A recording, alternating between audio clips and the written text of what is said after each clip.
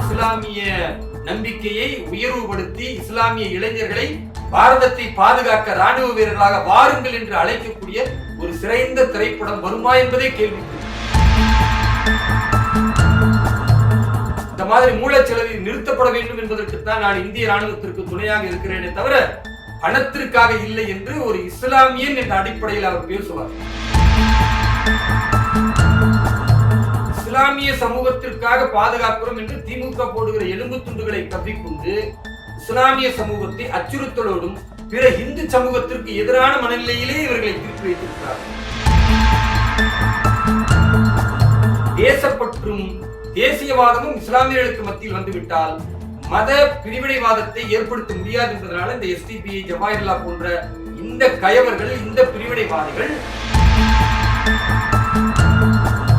காஷ்மீர்ல இஸ்லாமிய இளைஞர்களை மூளைச்சலவை செய்து ராணுவத்திற்கு எதிராக கற்களை எறிவது, துப்பாக்கியை வைத்து சுடுவது என்று பயங்கரவாதத்தை அங்கு ஊக்குவித்துக் கொண்டிருக்கிறார்கள். அமரன் அப்படிங்கிற திரைப்படம் தமிழில் வெளிவந்து இந்தியா முழுக்க, உலகம் முழுக்க வெற்றிகரமாக ஓடிக்கொண்டிருக்கிறது. பல பாஜக தலைவர்கள், RSS நிர்வாகிகளாம் வாழ்த்து தெரிவிச்சிருந்தாங்க. இந்த நிலையில் இன்றைய தினம் அதற்கு எஸ்டிபிஐ கட்சி எதிர்ப்பு தெரிவித்திருக்கு. கமல் அந்த படத்தை தயாரித்த கமல்ஹாசனை வீடியோ முற்றுகையிடுவோம்னு அறிவிச்சிருக்காங்க. இதே மாதிரி ஜவாஹிருல்லா அவருமே இதை எதிர்ப்பு தெரிவிச்சிருக்காரு. நீங்க எப்படி பாக்குறீங்க சார்? எஸ்டிபிஐ என்பது ஒரு பயங்கரவாத அமைப்பு. அப்ப இப்படி சொல்லுவதனால அது இயங்குகிறது, அதுக்கு ஒரு கட்சி தானே, எடப்பாடி பழனிசாமி அதை கூட்டணியில் வைத்திருக்கிறாரே அப்படின்லாம் கூட நீங்க கேட்கலாம். அவர்கள் மிகப்பெரிய அளவிற்கு இந்துக்களை படுகொலை செய்திருக்கிறார்கள். அவருடைய கட்சியினர் கைது செய்யப்பட்டிருக்கிறார்கள், தூக்கு தண்டனைக்கே சென்றிருக்கிறார்கள். இதெல்லாம் நாம் கடந்த காலத்துல செய்தித்தாள்கள்ல பார்த்திருக்கிறோம். ஆதாரப்பூர்வமாக நானே நேரடியாக அதையெல்லாம் பார்த்திருக்கிறேன். அப்போ அந்த அடிப்படையில் இவருடைய நோக்கமே இஸ்லாமிய இளைஞர்களை மூளைச்சலவை செய்வது. எந்த விஷயமாக இருந்தாலும் அது இஸ்லாத்திற்கு எதிராக வருகிறது என்று ஒரு கட்டமைப்பை ஏற்படுத்த வேண்டும், மக்களுக்கு மத்தியில் பீதியை உருவாக்க வேண்டும் என்பதுதான் அவருடைய நோக்கம்.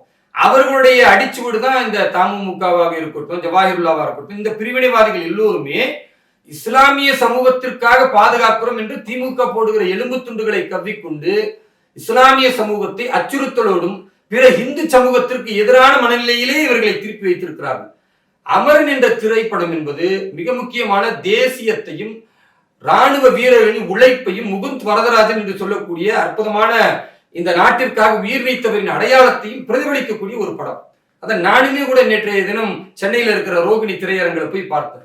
இஸ்லாமியர்களை அதுல மிகச்சிறப்பாக காட்டியிருக்கிறார்கள். இந்த துரோகிகள் எஸ்டிபிஐ போன்றவர்கள் ஏன் போராடுகிறார்கள் என்பதுதான் கவலைக்குரிய விஷயம். இப்போ பாஜக RSS எல்லாம் போய் பார்த்து பாராட்டுகிறது நீங்க சொன்னீங்க. பாஜகவில் உள்ள ஒரு சில பேரு அதுல உள்ள சில குறைகளை தெரிந்திருந்தாலும் அதை கடந்து பாராட்டுகிறார்கள். உதாரணத்துக்கு சொல்லணும்னா முகுந்த் வரதராஜன் அவர்கள் ஒரு பிராமண சமூகத்தை சார்ந்தவர்.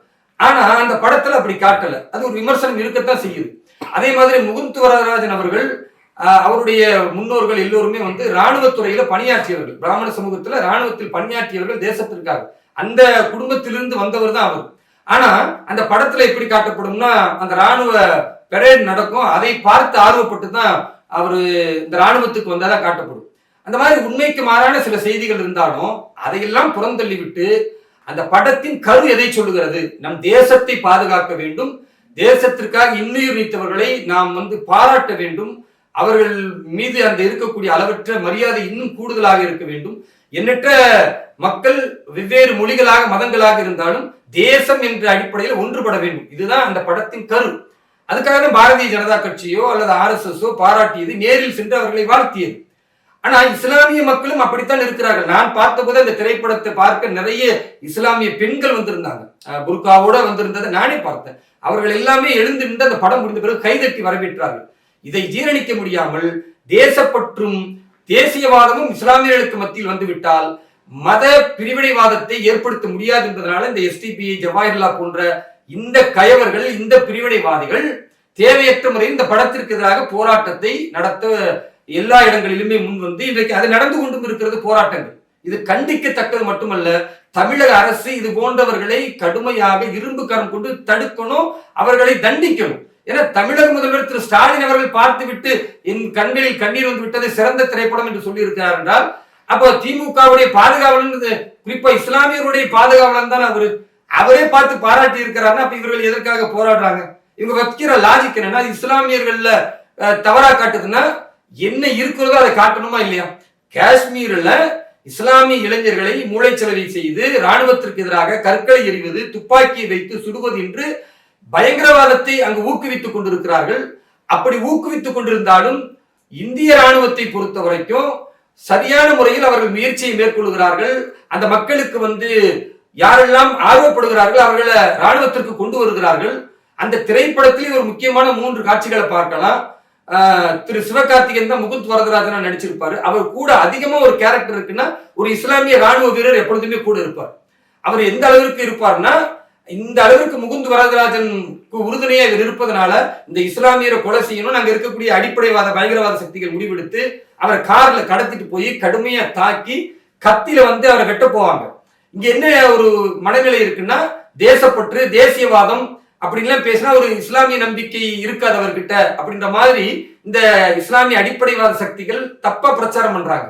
ஆனா பாரதத்தின் ராணுவ வீரராக இருக்கிற அந்த இஸ்லாமியரை கத்தி வைத்து கழுத்தில் வெட்டக்கூடிய சூழல் வரும் பொழுது அவர் சொல்லுவார், அஷ்ஹது அல்லா இலாஹ இல்லல்லாஹ், இறைவன் ஒருவனே நான் அப்படின்னு இறப்பதற்கு முன்னால் அதை சொன்னால் மிகச்சிறந்த நன்மை என்பது நபிகள் நாயகம் சொல்லி இருக்கிறார்கள். அப்ப இறைப்பற்றோடு இருக்கக்கூடிய ஒரு இந்திய ராணுவ வீரனாக ஒரு இஸ்லாமியன் இருக்க முடியும்னு அந்த படத்துல காட்டி இருக்கிறது. இறைப்பற்றோடும் தேசப்பற்றோடும் இருக்கக்கூடிய ஒரு உண்மையான இஸ்லாமியன் தன் மதத்தில் பயங்கரவாதத்தை ஒருவன் செய்தாலும் அவனை துப்பாக்கி எடுத்து சுடுவதற்கு தயங்க மாட்டான் என்பதுதான் அந்த இஸ்லாமிய ராணுவ வீரன் மூலமாக மிகச்சிறந்த ஒரு செய்தியை சொல்லியிருக்கிறார்கள். இன்னொரு செய்தி என்னன்னா, அந்த மாதிரியான தீவிரவாதத்திலிருந்து திருந்தக்கூடியவர்களுக்கு ஒரு பள்ளிக்கூடம் மாதிரி இருக்கும். அதுல அவர்களுக்கான அடிப்படை தொகையை கொடுத்து அவங்களை சரி செய்து கொண்டிருப்பார்கள். அதுல திருந்திய ஒரு தீவிரவாதத்திலிருந்து திருந்திய ஒரு இஸ்லாமியர் யார் தீவிரவாதத்துடைய மூளையாக இருக்கிறானோ அந்த 2 கேரக்டர் சொல்லுவாங்க. அந்த முகுந்த் வரதராஜன் 2 பேர் தான் அழிப்பார். அதுல முதல்ல அழிக்கிற பெரிய பயங்கரவாதிய பாபான்னு ஒரு முடிவு அவரை கொண்டு போய் காட்டி கொடுத்து அதனால் இவருடைய உயிர் இழக்கும் என்றாலும் துணிவாக செய்வார். ஒரு கட்டத்துல பாத்தீங்கன்னா பெரிய பணக்கட்டோடு போய் கொடுப்பாங்க, நீ இந்த தீவிரவாதியை காட்டி கொடுத்ததுக்காக இந்த பணத்தை வச்சுக்கங்க. அப்ப அந்த இஸ்லாமிய சகோதரர் யார் தீவிரவாதிகளை காட்டி கொடுத்தாரோ, யார் தீவிரவாதியை அடையாளப்படுத்தி ராணுவத்திற்கு உதவி செய்தாரோ அவர் சொல்லுவாரு, பணத்துக்காக இந்த வேலை செய்யல, அவங்க தாயும் சகோதரியும் பக்கத்துல நின்றுப்பாங்க, இவங்க 2 பேரும் நானும் இன்றைக்கு மன உளைச்சல்ல இருக்கிறோம், ஏன்னா என்னுடைய தம்பியை பாருங்கன்னு ஒரு போட்டோ காட்டுவாங்க. என்னுடைய தம்பி மிகச்சிறந்து படித்து முடித்து விட்டு இன்றைக்கு டெல்லியில் சென்று அவன் கம்ப்யூட்டர்ல பெரிய ஆளாகணும், குடும்பத்தை காப்பாற்றணும்ன்ற நிலையில இந்த தீவிரவாதிகள் இஸ்லாமிய நம்பிக்கை தவறா என் தம்பிக்கு சொல்லிக் கொடுத்து மூளைச்சலவை செய்து அவனை ஒரு பாம் கட்டி மனித வெடிகுண்டாக மாற்றி இந்திய ராணுவத்தை கொலை செய்த ஒரு மிக முக்கியமான செயலை இவர்கள் செய்தவர்கள். அப்ப இந்த அநியாயக்காரர்கள் கொல்லப்பட வேண்டும், இந்த மாதிரி மூளைச்சலவை நிறுத்தப்பட வேண்டும் என்பதற்குத்தான் நான் இந்திய ராணுவத்திற்கு துணையாக இருக்கிறேனே தவிர பணத்திற்காக இல்லை என்று ஒரு இஸ்லாமியன் என்ற அடிப்படையில் அவர் பேசுவார். அது எவ்வளவு கரகோஷம் போட்டு வரவேற்க வேண்டிய விஷயம். இன்னொரு கேரக்டர் நீங்க அதுல பாத்தீங்கன்னா, இன்னொரு இஸ்லாமியர், காஷ்மீரி இஸ்லாமியர் அதுல ராணுவ வீரரா இருப்பாரு. அவர் புல்லட் போட்டுக்கிட்டே இருக்கும்போது கை நழுவி ஒரு புல்லட் ஃபயர் ஆயிரும்.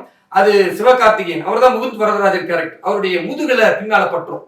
பட்ட உடனே அவர் கீழே விழுந்துருவாரு. உடனே மிலிட்டரி ஹாஸ்பிட்டலுக்கு கொண்டு போகணும்னு நினைப்பாங்க.